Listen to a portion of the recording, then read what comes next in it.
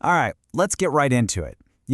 While philosophers were busy just debating the meaning of freedom, a small, pretty brilliant group of hackers and mathematicians decided, enough talk, let's build it. They called themselves the Cypherpunks. And they didn't just write essays, they turned their entire philosophy into executable code to protect our future in the digital world. And this line right here, from way back in 1993, this was their North Star. It became the bedrock of the entire movement. But you have to understand, this wasn't just an opinion, it was a warning. They saw the storm coming long before the rest of us even saw clouds. And that led them to the single, powerful question, a question that really changed everything. It's what turned them from just being smart observers into being active, revolutionary builders. They truly believe that if you want digital freedom, you don't ask the powerful for it, you code it into existence yourself. So, you gotta be asking, how did they know? How did they see all this coming? Well, it wasn't just wild paranoia. It was an incredibly accurate prediction of the world that you and I were living in right now. I mean, just stop and think about that for a second. This was before social media, before smartphones were in every pocket. They saw the blueprints of a digital prison being drafted. They called it a digital panopticon, a system where the goal is to know everything about everyone, because that information is the ultimate form of control. And this foresight came from a mindset called productive paranoia.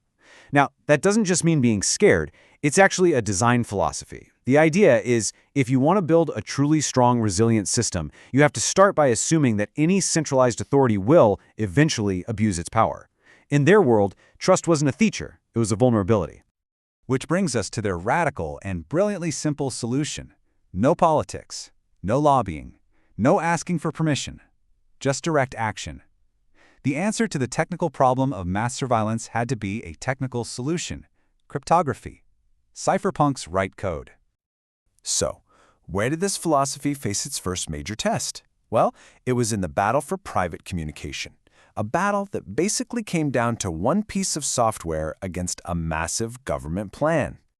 And make no mistake, the threat was very, very real. The government wanted to force a special chip, the Clipper chip, into every phone, every computer. Sure, it would encrypt your data, but the government would keep a special key, a backdoor. And their whole pitch was, just trust us, we'll only use it when we absolutely have to. And this is where you see the fundamental clash in philosophies. The government's Clipper chip was all about trust. Trust us. The Cypherpunk alternative, a program called Pretty Good Privacy, or PGP, was based on pure mathematics.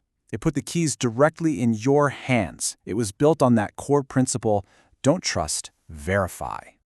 But how do you get a tool out there that the government literally classifies as a weapon, as munitions?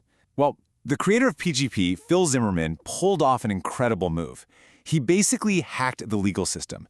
He took the entire source code for PGP and published it in a physical book. And because books are protected by the First Amendment, by free speech, he made it legally unstoppable. The impact of this was absolutely massive. This single act established a legal precedent that has protected software developers and open-source projects for decades. It cemented the idea that in the digital age, code is a form of expression. Code is speech. Okay, so secure communication is one thing. That's a huge piece of the puzzle. But what about just being able to browse the web to do research without being tracked every step of the way? This brings us to the next big fight, the battle for anonymity. And this is where the story takes a really ironic twist. That's right, Tor, the tool that dissidents, journalists, and activists all over the world rely on to stay anonymous online. It was actually developed and funded by the US military. And no, that wasn't some kind of leak or a mistake. It was a deliberate, strategic decision. So you have to ask, why on earth would they do that? Why would they build a powerful anonymity tool and then just give it away to the public, knowing it could be used against them? Well, the answer reveals something really fundamental about how anonymity actually works. It's really just the digital version of hiding in a crowd.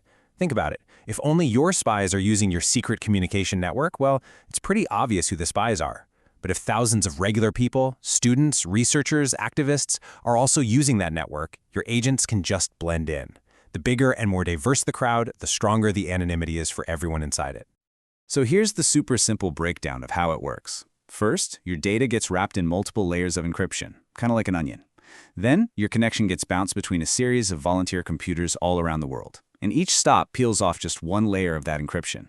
Finally, your traffic pops out at its destination from an anonymous exit point, making it almost impossible to trace back to you. Secure communication, true anonymity, these were monumental victories. But the Cypherpunks had an even bigger, even more ambitious target in their sights: money itself. How could you possibly create an entire economy that couldn't be censored, couldn't be controlled, and couldn't be shut down by anyone? And this, of course, is where Bitcoin enters the picture. But Bitcoin was never just about creating a new kind of money. It was the culmination, the realization of decades of cypherpunk ideals. It was a plan for a financial system built on pure math, not on powerful rulers. You see, Bitcoin didn't just appear out of thin air. It was built on the shoulders of giants from within the cypherpunk movement. Its anonymous creator, Satoshi Nakamoto, was clearly standing on a foundation of earlier ideas, like Adam Back's Hashcash from '97, Wei Dai's B-Money from '98, and Nick Szabo's BitGold, also from 1998.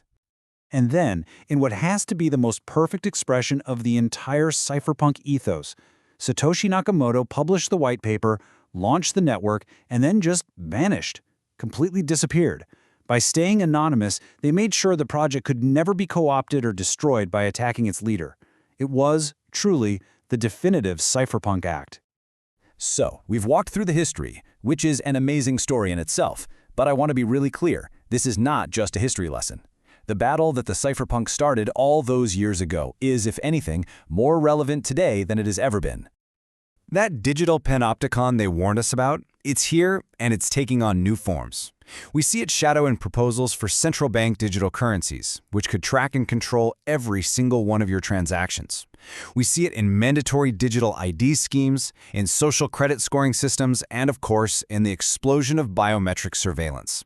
The digital Leviathan is growing stronger every day. But, and this is the important part, we are not defenseless. We have the tools we need to push back. And these tools are the direct legacy of the cypherpunks. We have truly encrypted messaging with apps like Signal. We have anonymous browsing with Tor. And we have decentralized, uncensorable money like Bitcoin. These are the modern instruments of digital freedom. Which really leaves us with this final, powerful idea.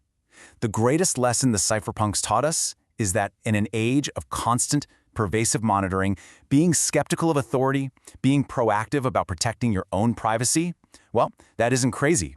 It's essential. It's not paranoia, it's just mental hygiene for the 21st century.